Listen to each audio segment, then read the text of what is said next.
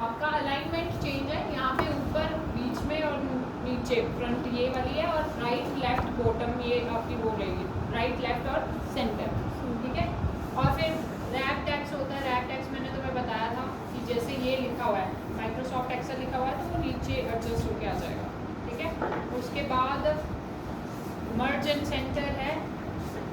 फिर मतलब ये फॉर्मेटिंग के लिए होता है कि जैसे तुमने किस फॉर्मेट में लिखना है नंबर वगैरह, जैसे जर्नल में, परसेंटेज में, डिस्प्ले जो भी करना है तुम्हें, अकाउंटिंग में, करेंसी में, शॉर्ट डेट में, लॉन्ग डेट में, टाइम, परसेंटेज एंड फ्रिक्शन, ठीक है। अब कंडीशनल फॉर्मेटिंग क्या होती है? कंडीशनल फॉर्मेटिंग में होता है कि तुम हर चीज़ पे कंडीशन लगा सकते हो। कंडीशन लगाने का मतलब पता है क्या होता है? जैसे मान लो मैंने तुम्हें क्वेश्चंस दिए, मैंने बोला कि तुम्हें इलेक्ट्रॉनिक्स के 5 ग्रुप लेने हैं, फर्नीचर के 5 लेने हैं, स्टेशनरी के 5 लेने हैं, और मैंने बोला उनको मिक्स करना है। तो एक तो होता है कि तुम लिख के तीनों को फिर कॉपी कर लो, that is also good. But अगर मैं तुम्हें बोलूँ कि नहीं, मिक्स कर करके लिखना है, तुम लिखो, और तुम्हें कैसे पता चलेगा कि 5 हो चुके हैं या नहीं? तो उसके लिए तुम कंडीशनल फॉर्मेटिंग लगा सकते हो, ठीक है। या फिर तुम्हें अपने नंबर शो करना है कि ग्रेटर देन 55 सारे वो हो जाए, हाईलाइट हो जाए, हाईलाइट करने के लिए हाँ होता है। हाईलाइट हो जाए। टॉप बॉटम रूल्स है, डेटा बार्स के लिए है, कलर स्केल्स के लिए है, हाईलाइटिंग में greater than, less than, between, equal to, text that contains a date, aggregate, duplicate values, ये सारी चीज़ें आ जाती हैं इसमें। पर इसके लिए ये है कि डेटा को क्या करना पड़ता है? सिलेक्ट करना पड़ता है, ठीक है। उसके बाद है format table. Format as a table, तुम्हारा टेबल है उसका फॉर्मेट क्या रहेगा, कैसे तुम अपने टेबल को ठीक सजाना चाहते हो, ये उस चीज़ के लिए है। और सेल स्टाइल्स आपके कैसे रहेंगे, कैलकुलेशन में करना है चेक, या आपके एक्सेंट वगैरह में, वो सारी चीज़ें रहेंगी इसमें। अब इंसर्ट वगैरह तो वही चीज़ है कि अगर तुम्हें इंसर्ट करना है तो तुम यहाँ पे इंसर्ट सेल कर सकते हो, शीट कर सकते हो, कॉलम्स एंड रोज कर सकते हो, वो तुम्हारे पे डिपेंड करता है। वो हम यहाँ पे भी जाके कर सकते हैं, यहाँ पे राइट क्लिक करते हैं और इंसर्ट कर देते हैं, ठीक है। अभी तो यहाँ शो नहीं हो रहा, वैसे ही अगर तुम्हें इंसर्ट करना हो तो तुम यहीं पे शो मतलब लाइक वो कर देते हो, ठीक है। उसके बाद है फॉर्मेट। फॉर्मेट में क्या होता है कि रो की हाइट और विड्थ कितनी रखनी है, जैसे पूरे रो की हाइट और विड्थ तुमने चेंज करनी है। ये जो स्प्रेडशीट दिख रही है ना, ये जैसे दिख रही है, तुमने ऐसे नहीं रखनी है। अगर तुमने इसकी रो एंड विड्थ को मान लो चेंज करना है तो हम क्या करेंगे, रो की हाइट को, वो ये 14.6 है, इसको बढ़ा के 20 कर दो, तो ये तुम देखोगे चेंज हुआ होगा। ये सारी उसके लिए है, ठीक है। ऑटो सम वगैरह के लिए, एवरेज वगैरह वगैरह जो भी रहते हैं, ठीक है। फिल आपका, ठीक है, down right up to left वो वाली सीरीज या जस्टिफाई नहीं होते, ए बी सी डी, वो साइड में करनी है साइड में, या साइड नीचे करनी है तो नीचे। क्लियर आपको पता है। सॉर्ट एंड फिल्टर होता है, A to Z चाहिए नेम जैसे हमने नेम लिख लिए, रैंडमली लिख लिए, पर हमें A to Z चाहिए सॉर्टिंग फॉर्मेट में, तो A to Z वो कर देगा हमारा। ये Z2 है, कस्टम सॉर्ट कर देगा, फिल्टर लगा देगा। तुम्हें फिल्टर चाहिए तो उसके लिए तुम्हें स्पेसिफाई रेंज सेलेक्ट करनी पड़ेगी, ठीक है। अब जाते हैं इंसर्ट में। इंसर्ट में काफ़ी चीज़ें हमने कर रखी हैं, जैसे shapes, clip art, smart art, screenshot, ये सारी चीज़ें तो कुछ नहीं है, ये वही चीज़ें हैं, PPT फोटो बनानी कैसे डालनी है, ये वो वाली चीज़ें। तो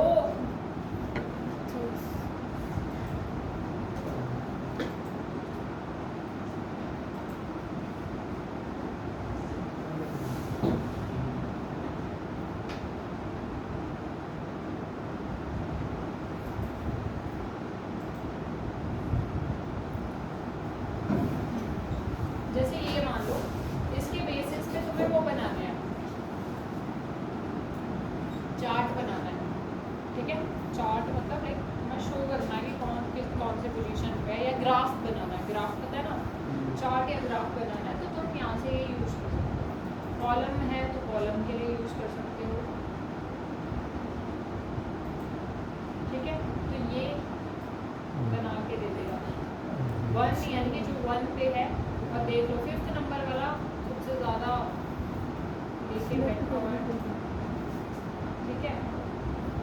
65 या डेटा कुछ और है।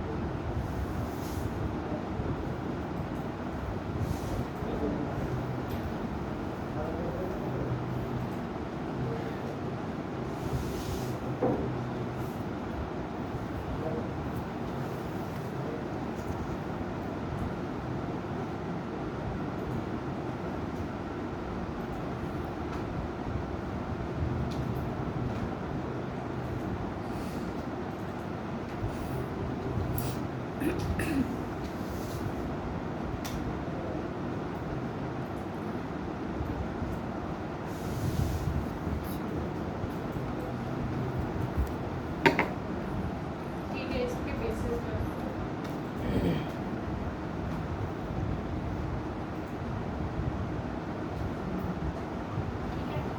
अब तुम देखोगे फर्स्ट वाला ये तुम्हारा सबसे हाईएस्ट है, आई गेस 89 यही है, तो उसके हिसाब से बता रहा है। अब ये तो था कि ये पता है कौन सा चार्ट है, इसको बोलते हैं कॉलम चार्ट। मतलब एक कॉलम है, कॉलम अगर लाइंस में बनाना है तो तुम लाइंस में बना सकते हो, कट करके लाइंस चूज कर सकते हो। तुम्हें लाइंस में बनाना है तो वो लाइंस में बता देगा सबका, ठीक है। उसके बाद इसमें भी वो रहेंगे कि किस तरह से तुम्हें बताना है वो वाली चीज़। अगर तुम्हें शो करना है पिछला डेटा या ऐसे करना है तो तुम ऐसे कर सकते हो। सीरीज़ में नीचे आ जाएगी 16 नंबर पे क्या है, वो वाली सारी चीज़ें, ठीक है। उसके बाद ये क्यों काम आता है, पाई चार्ट भी है, पाई चार्ट बहुत यूज़ किया जाता है, ठीक है। आपका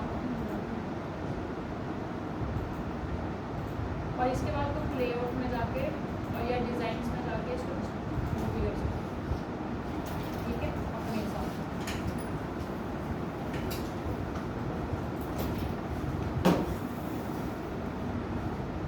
समझ आ गई। वो कस्टमाइज तुम्हें करना है, कस्टमाइज तुम ऐसे भी कर सकते हो, लाइक इन पे ये यहाँ से अगर बॉर्डर स्टाइल देना है, solid fill graded picture texture size, ये सारी चीज़ें तुम कर सकते हो, वो तुम्हारे पे डिपेंड करती है चार्ट के साथ जो तुम करना है, ठीक है। चार्ट समझ आ गया, या मतलब लाइक ग्राफ समझ आ गया क्यों बनाते हैं हम। अब ये बहुत सारे हैं, तुम कोई भी चूज कर सकते हो जो तुम्हें पसंद आता है अपने हिसाब से, या अपने डॉक्यूमेंट के हिसाब से तुम अपना चार्ट बना सकते हो। अब ये चार्ट बनाने की ज़रूरी है, मान लो पिछले साल की कितनी सेल हुई और इस साल की सेल को क्या करना है, कंपेयर करना है। तो लोग क्या करते हैं, प्रेजेंटेशन में यही चार्ट बना के यहीं से कॉपी करके प्रेजेंटेशन में डालते हैं कि पिछले साल का डेटा ये है और इस साल का डेटा ये है, ठीक है। तो अब ये था, अब और क्या है इसमें, टेक्स्ट बुक्स ये तो रहने दो। उसके बाद है पेज लेआउट। पेज लेआउट तो मैंने तुम्हें बताया हुआ है, मार्जिन सेट करना कैसे करते हैं, ओरिएंटेशन, पेज साइज। अब मान लो ये कंट्रोल पी किया हमने, प्रिंट किया, ठीक है। अब ये आपका जो भी है चार्ट वगैरह, अभी तो ये इतना ही है। अगर मान लो ये पूरा सेटअप आपका एक पेज में नहीं आ रहा, मतलब एक पेज में निकालना है लेकिन एक पेज में नहीं आ रहा है प्रिंट से, तो तुम क्या कर सकते हो, यहाँ से इसको चूज कर सकते हो। पोर्ट्रेट में करना है, लैंडस्केप में करना है, नॉर्मल मार्जिन की बजाय हम क्या कर सकते हैं, नैरो मार्जिन कर देंगे, तो ये अपने हिसाब से एडजस्ट हो जाएगा डेटा। उसके बाद पेज सेटअप में जाने के बाद तुम इसको क्या कर सकते हो, लैंडस्केप ये सारा, और ये एडजस्ट नॉर्मल साइज में करना है एडजस्ट, या इसको हम one page in one setup भी कर सकते हैं कि मेरे को एक पेज में ही चाहिए भाई, सारे कॉलम्स मेरे को एक ही पेज में चाहिए, तो तुम ये सारी चीज़ें यहाँ पे कर सकते हो, ठीक है।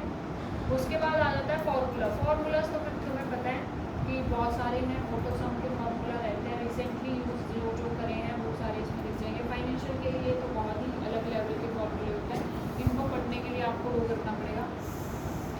लॉजिकल आपके ये करे हैं हमने, लॉजिकल में इफ का फार्मूला यूज़ करा है, वैसे तो ट्रू और का भी करा है, एंड का भी करा है। और उसके बाद आ जाता है टैक्स का फार्मूला, इसमें हमने कुछ यूज़ नहीं करा वैसे, इसमें हम लोअर का कर सकते हैं, अपर का कर सकते हैं, राइट का कर सकते हैं, लेफ्ट का कर सकते हैं। मतलब जो टेक्स्ट है वो राइट को, लेफ्ट को, ये सब चीज़ें करने के लिए। अपर और लोअर का मतलब होता है कि जो लिखा हुआ है वो कैपिटल फॉर्मेट में आएगा या क्या बोलते हैं उसको, हाँ लोअर में आएगा, मतलब लाइक उस चीज़ में। डेट एंड टाइम का फॉर्मूला आपको पता है कि डेट अगर चाहिए तुम्हें तो डेट, मिनट, मंथ, इवन की डेट, वैल्यू, ये सारी चीज़ें आपकी डेट वगैरह में आएगी, ठीक है। उसके बाद आ जाता है लुकअप एंड रेफरेंसेस। इसमें से हमने करे हैं लुकअप एंड रेफरेंसेस में H lookup, V lookup, x lookup. X lookup तो चलो नहीं करा है हमने, बट मैच का भी करा है हमने, इसमें से इंडेक्स का भी करा है हमने, करा ना ये वाले इंडेक्स। ये सारी चीज़ें लुकअप एंड रेफरेंसेस के लिए होते हैं। लुकअप अगर कोई वैल्यू को लुक कर रहे हो आप, देख रहे हो या देखना चाहते हो तो आप ये वाले फॉर्मूले यूज़ कर सकते हो, ठीक है। ये वाले इनमें से कुछ नहीं यूज़ करा हमने, ये वाले करें सभी और बस यही करें,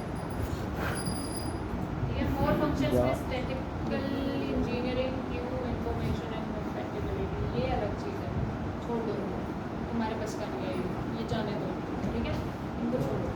तो इसके बाद आता है डेटा। डेटा में अब इसमें हमने डेटा वैलिडेशन करा है, कंसोलिडेट डेटा भी कर सकते हैं। कंसोलिडेट डेटा का मतलब क्या होता है कि तुम्हारे पास 2 शीटें पड़ी हुई हैं और उन 2 शीटों को तुमने कंपेयर करना है या प्लस करना है या कंपेयर करना है, व्हाटएवर यू वांट, तो वो तुम कंसोलिडेट में करते हो। वही चीज़ जैसे कि मैंने बोला कि पिछले साल का डेटा पड़ा है और इस साल का डेटा पड़ा है, तो तुमने वो कंसोलिडेट करना है। कंसोलिडेट मतलब देखना है कि कौन सा ज़्यादा हमें प्रॉफिट कर रहा है, तो ये तुम इस पर दे सकते हो। ये पता होना चाहिए कि रिमूव डुप्लीकेट क्या होता है, डुप्लीकेट को रिमूव करना होता है। डाटा वैलिडेशन मैंने तुम्हें बता दिया है। ग्रुप एंड अनग्रुप,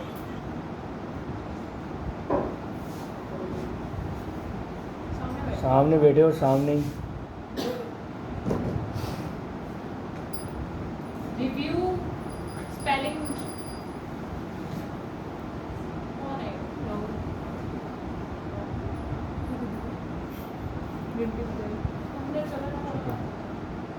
स्पेलिंग मतलब स्पेलिंग मिस्टेक है, अगर कोई स्पेलिंग की चीज़ अगर करनी है तो तुम यहाँ से कर सकते हो। रिसर्च करनी है तो रिसर्च भी कर सकते हो, थीसिस के ऊपर। थीसर्स एक्चुअली नहीं है काम, थीसर्स होता है जो थीसिस पता कौन, मतलब एक थीसर्स इसमें कि कोई शब्द है उसको चेंज वगैरह करना, तो वो वाली चीज़ इसके लिए रहेगा।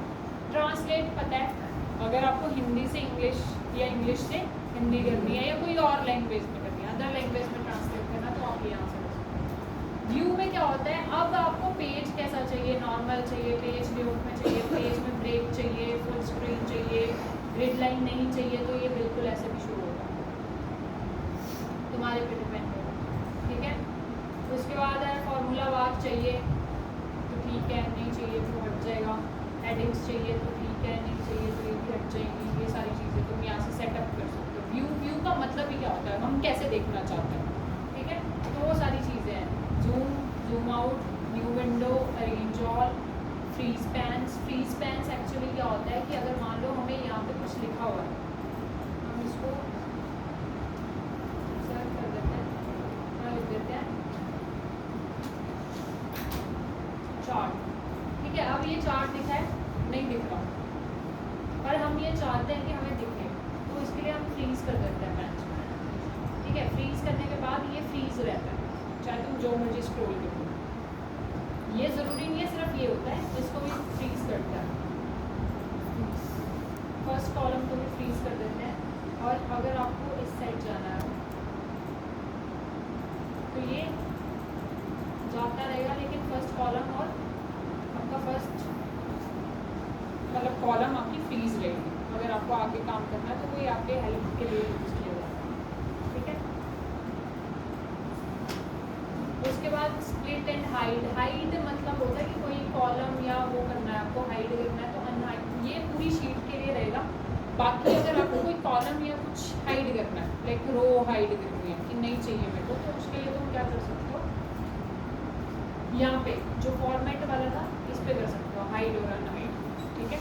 मतलब आपको कोई कॉलम या जैसे होता है ना प्रिंटिंग में हमें कुछ कॉलम नहीं चाहिए, वो खाली पड़े हैं, तो तुम क्या कर सकते हो, उन कॉलम को सिलेक्ट करके क्या कर सकते हो, हाइड कर सकते हो कि भाई क्या करना है, कॉलम हाइड करना है, रो को हाइड करनी है या शीट करनी है, ये आप पे जैसे हाइड कॉलम करेंगे तो बी वाला कॉलम हाइड हो जाएगा। अनहाइड करने के लिए या तो यहाँ से भी कर सकते हो, ठीक है, या तो वहीं पे अनहाइड का ऑप्शन हो जाएगा, ठीक है।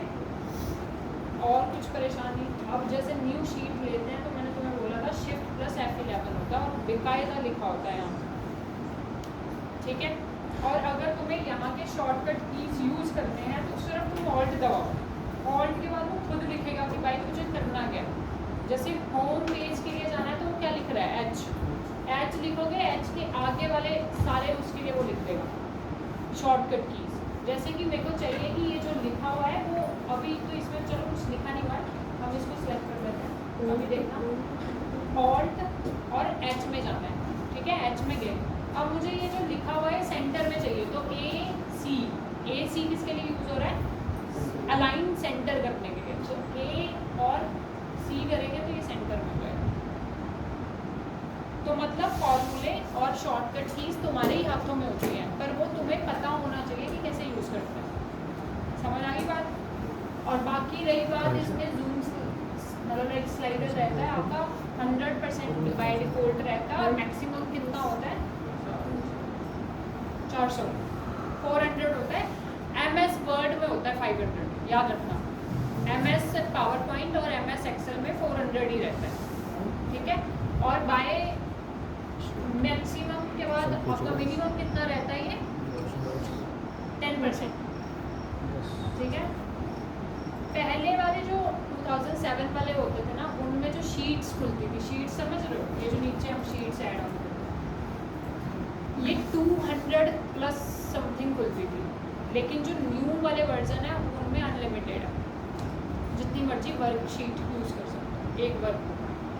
और अगर 3 या 4 शीट है तो उस चीज़ को क्या बोलेंगे, वर्क। क्या बोलेंगे, वर्क। और एक ही शीट है तो उसको बोलेंगे वर्कशीट, ठीक है। इसमें अब कोई दिक्कत परेशानी, अब मैं फॉर्मूले बता दूँ, उसके लिए मेरे को फिर वो भी बनाना पड़ेगा। बताओ,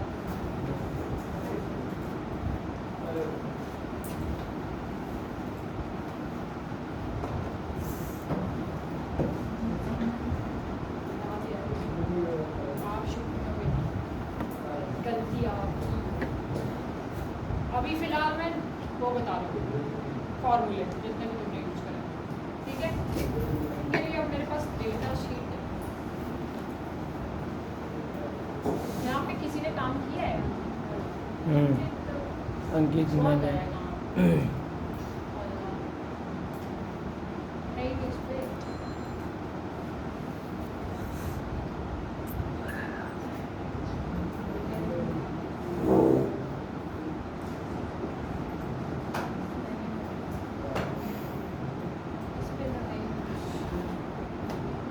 चलो ठीक है, इस पे हम फॉर्मूले लगाते हैं।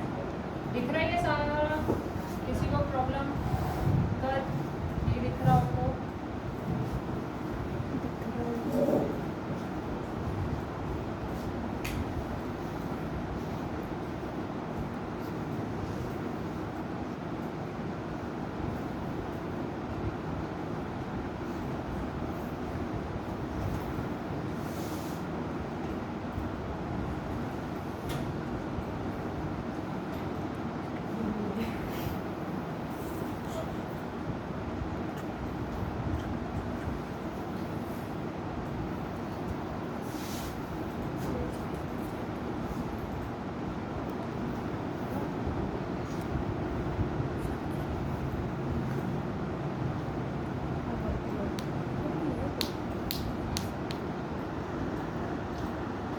काउंट। अगर तुमने न्यूमेरिकल वैल्यू यूज करनी है, सिर्फ पता करनी है, तो आप पूरे इसको करेंगे और एंटर करेंगे। ये 50 है, तो तुम्हें क्या लगता है ये 50 ही है सिर्फ, तो ये सिर्फ न्यूमेरिकल वैल्यूज के लिए। अगर ये तुम वैसे भी अगर नीचे करोगे तो नीचे दिखेगा कितना आ रहा है काउंट में, 132, 132, जबकि इसने गिना कितना है 50। क्यों? क्योंकि इसमें न्यूमेरिकल वैल्यू भी नहीं, सिर्फ न्यूमेरिकल मतलब नंबर वाली वैल्यू होगी। लेकिन ये था काउंट का फॉर्मूला, ठीक है। किसका था, काउंट। ऐसे ही होता है काउंट ए। काउंट ए का फॉर्मूला बोलता है कि हम सब कुछ गिनेंगे इसमें, जो नंबर भी होगा वो भी, और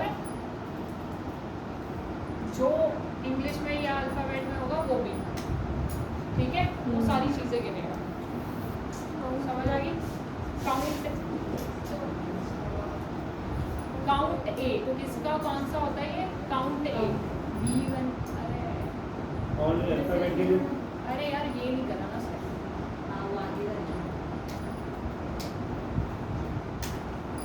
ठीक है। तो मतलब हम कहाँ से गिनेंगे ये। अब एक चीज़ और होती है, मान लो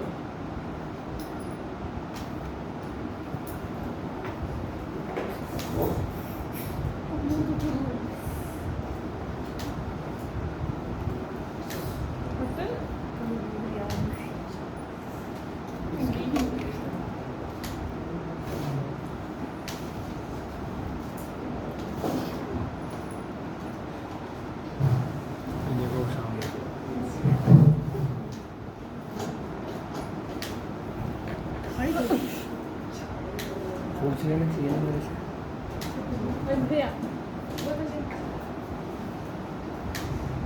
चलो ये कोई गिन के बताएगा कि कितने खाली स्पेस है, कोई गिन लेगा? अगर मैं यही बोलूँ 1500 का डेटा है और उसमें तुमने निकालना है, फॉर्मूला लगा देंगे। 13, 14, 15, 16, 16, 17, 17, 17, 17, 17, अब और अल्लाह अब और भी 17, 34, 51, 52, 53, 54, 55, अब डबल काउंट करें।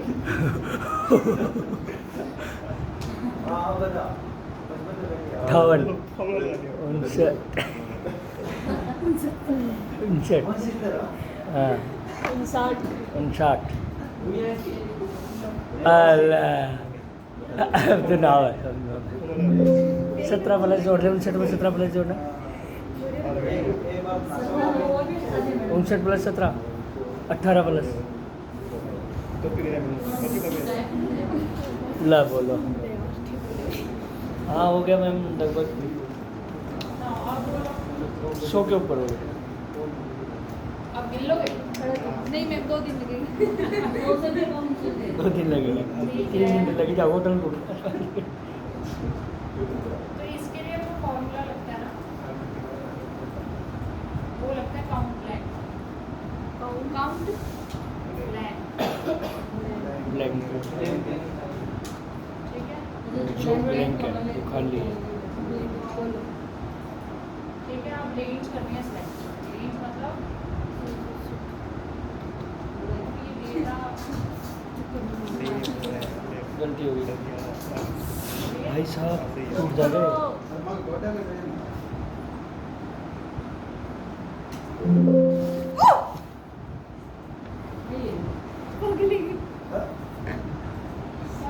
कुर्सी में बैठी मालूम होता कहाँ भैया 1 18 18 17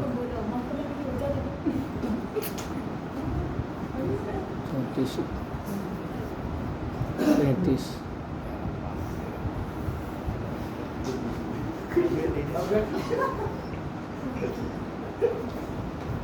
काउंट ब्लैंक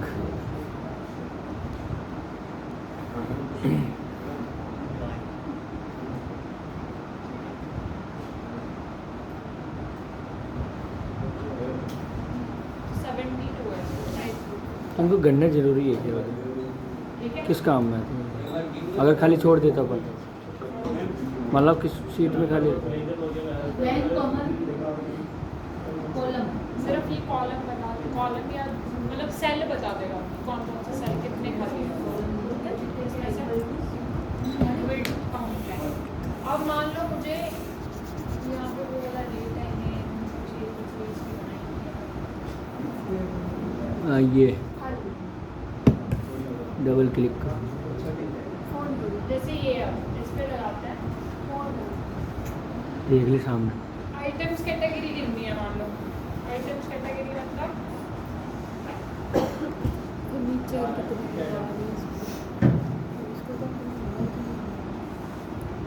मतलब कि अब आपको कैटेगरी तो 4 है, लेकिन आपको पता करना है कि इलेक्ट्रॉनिक्स और फर्नीचर वगैरह कितनी बार है।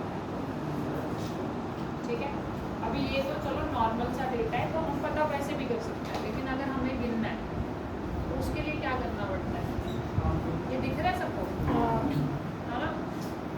तो अब हमें इलेक्ट्रॉनिक्स गिनना है कि मान लो इलेक्ट्रॉनिक्स कितनी बार लिखा गया है। अभी हम इसकी सेल या परचेज नहीं काउंट कर रहे, तो उसके लिए हमें यूज़ करना पड़ता है काउंटेफ। कौन सा? काउंटेफ। काउंटेफ, ठीक है? सिलेक्ट करो।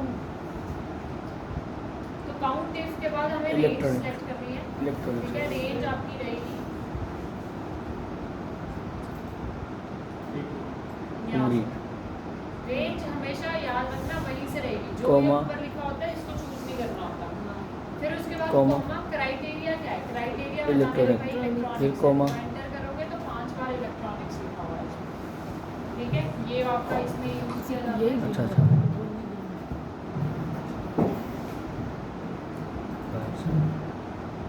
बहुत कोई चीज़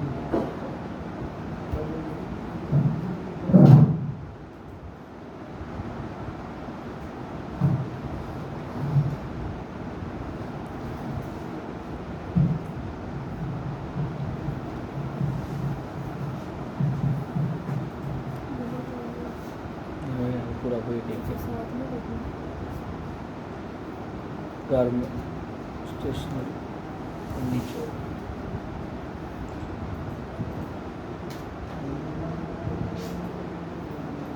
दूसरा वन था समवेव था ना। अब मान लो तुम्हें स्टॉकिंग गिनना है। स्टॉकिंग यानी कि आया कितना इलेक्ट्रॉनिक्स का स्टॉकिंग। स्टॉकिंग मतलब कितना स्टॉक आया है ये गिनना है। तो तुम क्या करोगे, इक्वल टू समय समवेव। ठीक है, समवेव का फॉर्मूला लगेगा। समवेव में आप क्या करते हो, पहले सबसे पहले रेंज सेलेक्ट करते हो, फिर कॉमा, दूसरा क्राइटेरिया, फिर कॉमा। अब क्या करना है, स्टॉक इन का गिनना है तो स्टॉक इन को सिलेक्ट करना है, फिर एंटर। तो ये 355 बता देगा कि इलेक्ट्रॉनिक्स का है। ये क्या है, समवेव का फॉर्मूला। समवेव के बाद आपका होता है मिनिमम मैक्सिमम। सबको पता है कुछ नहीं होता मिनिमम मैक्सिमम में, सिर्फ आप अगर अकेला अकेला निकालना है तो आप सिर्फ मैक्सिमम लिखोगे, मतलब लाइक उसके लिए। तो आपको इसमें से मान लो मैक्सिमम निकालना है तो एंटर कर दोगे तो ये मैक्सिमम निकाल देगा। और मिनिमम निकालने के लिए सेम IMN मिनिमम, और इसी में से मिनिमम निकालेंगे तो मिनिमम भी बता देगा 25 आपका मिनिमम। ठीक है, उसके बाद वी लुकअप और एच लुकअप। वी लुकअप किसके लिए यूज किया जाता है, वर्टिकल लुकअप के लिए। ठीक है, तो वी लुकअप सबसे पहले लुकअप वैल्यू कहाँ डालोगे, मान लो यहाँ डाल दिया हमने लुकअप, कॉमा, फिर पूरा टेबल है, फिर कॉमा। अब क्या देख रहे हो तुम, आइटम नेम देखना चाहते हो तो किस नंबर पे है, 1 और 2। तो 2 लिखोगे, 2 के बाद क्या लिखोगे, एग्जैक्ट मैच के लिए क्या करोगे, 0 और एंटर कर दोगे। अभी तो एन आ रहा है, जैसे तुम यहाँ पे कुछ भी लिखेंगे तो ये देखो लैपटॉप आ गया लिख के। और इस पे मैंने क्या बताया था कि तुम डेटा वैलिडेशन लगा सकते हो। डेटा टैब पे जाके डेटा वैलिडेशन में जाके एनी वैल्यू की जगह क्या करेंगे, लिस्ट और सोर्स हम चूज कर लेंगे और ओके। अब मान लो कोई भी यूज करना है तो आप यूज कर सकते हो, उसके हिसाब से ये चेंज होता जाएगा।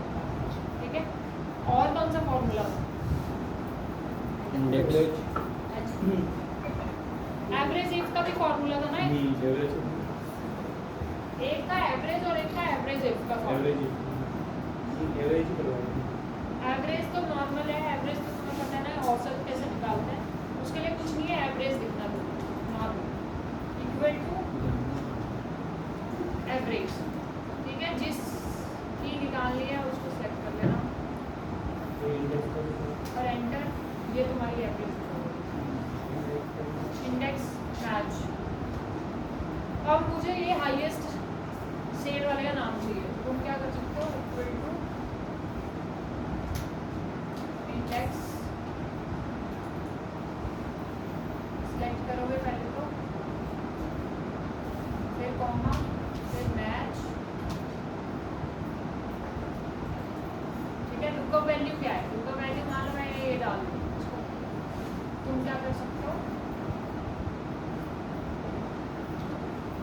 लुकअप पहले क्या है तुम्हारा,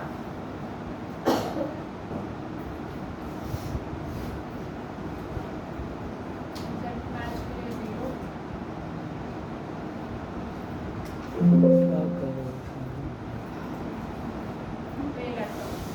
ऐसे भी लिख के आ रहा है।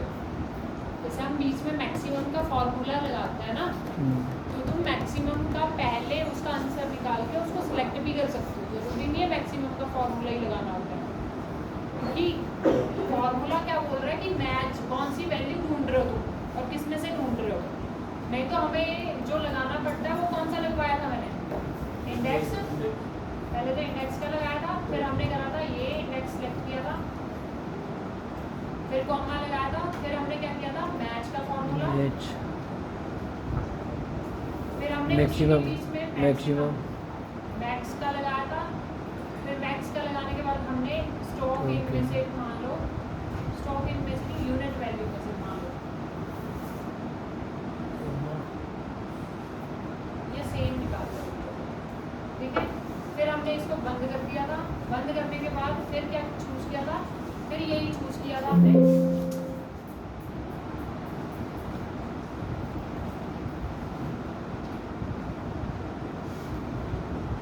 फिर कॉमा लगाया था, फिर एग्जैक्ट मैच के लिए 0 लगाया था, 1 2, ठीक है, और एंटर आ गया ना। ये भी लैपटॉप, ये वाला थोड़ा लंबा लग जाता है और वो थोड़ा वो है कि पहले अगर तुमने निकाल के रखा तो तुम उसको फुल वैल्यू को चूज कर सकते हो, पर इसमें ये है कि दिमाग लगाना पड़ेगा।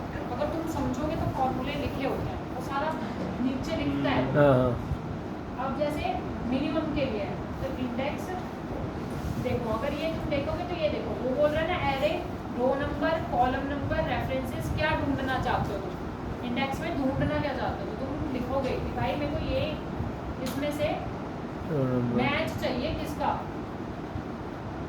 किस वैल्यू का मैच चाहिए, 25 का, भाई 25 का चाहिए, और किस में से चाहिए मैच, अभी हमने यही करा था ना, इसी में से निकाला था 25, तो इसी में से चाहिए, और फिर एग्जैक्ट मैच चाहिए, 0 लगाओगे, 1 2 बार बंद करोगे इसको और एंटर कर दोगे। 25 का भी लैपटॉप ही आ रहा है।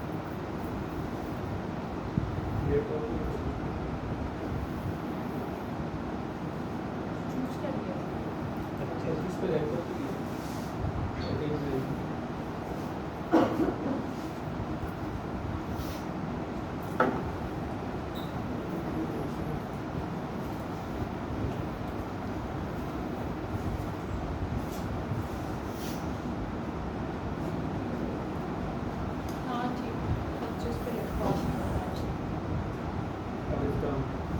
और 120 भी लैपटॉप ही है।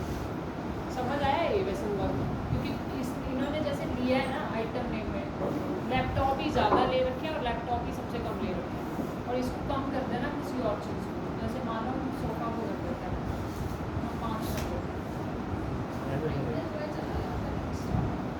तो यहाँ पे चेंज हो गया ना सोफा, ठीक है, चेंज हो जाता है। जैसे ही वैल्यू चेंज करोगे तो वैल्यू के साथ साथ तुम्हारा क्या हो जाता है, एक्सेल भी अपडेट हो जाता है, ठीक है। समझ आ गया एक्सेल का, कुछ दिक्कत परेशानी?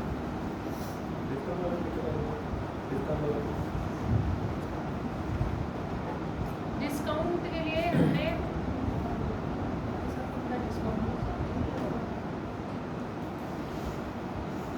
जी टोटल वैल्यू डिस्काउंट बात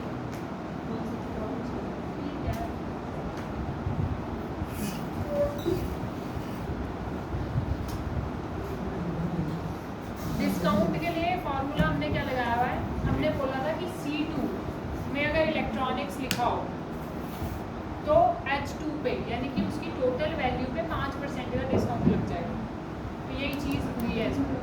और अगर C2 में फर्नीचर लिखा हो तो H2 पे 10% का लग जाना चाहिए, और अगर C2 में गारमेंट्स लिखा हो तो 6% का, और स्टेशनरी में लिखा हो तो हमें 2% का, तो मतलब यूनिट वैल्यू पे। ऐसे ही GST भी लगेगा सेम, तुम्हें बस डिस्काउंट को क्या करना होता है, माइनस करना होता है, और GST को प्लस करना होता है, ठीक है। ये वाली चीज़ GST VST तुम्हें समझ आ गया ना,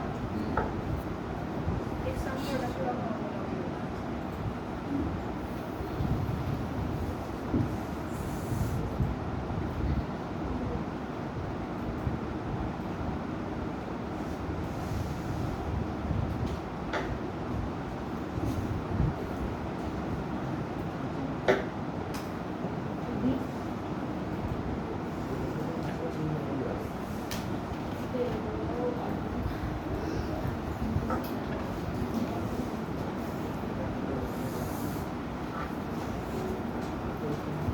एक मिनट के आधा घंटा यूट्यूब अपलोड कर दूँगा, पड़ी रहेगा बस डिलीट कर दूँगा। सम प्रोडक्ट का फॉर्मूला पता है क्या होता है?